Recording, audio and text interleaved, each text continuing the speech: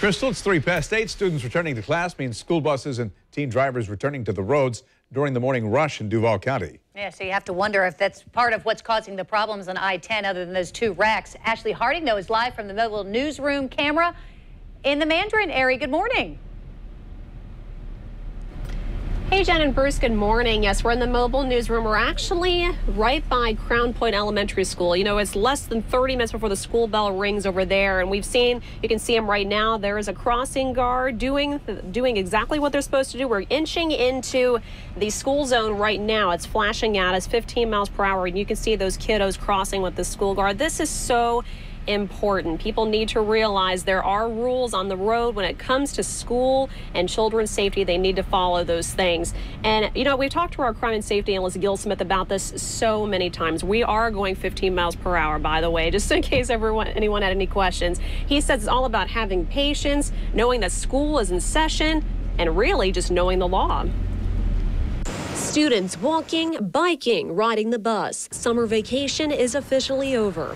Now is the time to get back in the habit of sharing the road with kids. Our crime and safety analyst, Gil Smith, was a school resource officer and says drivers need to pay extra attention, especially during those peak morning and afternoon hours. Kids are not always going to cross at the proper place. Sometimes they may be playing with each other back and forth and step out into the street.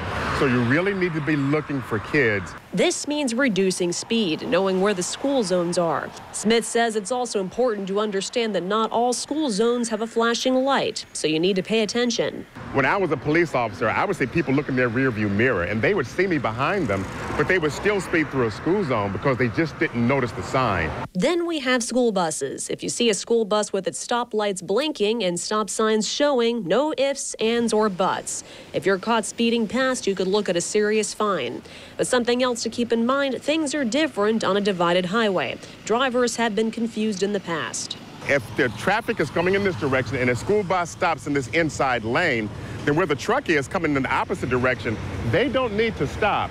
If there is a concrete divider or an unpaved road like this one that is at least 5 feet in width, then cars don't need to stop. And if you find yourself getting frustrated with school bus wait times, Smith says plan to start your commute a little early. And remember, kids are out and about in the neighborhoods. Don't be in too big of a hurry.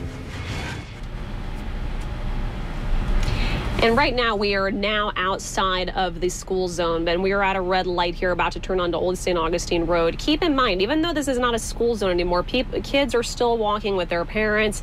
There's still a lot of activity involving kids getting ready to head to school, so just be careful. So far today, we've seen a lot of good things, so it's definitely a great start to this first day back. Back to you guys.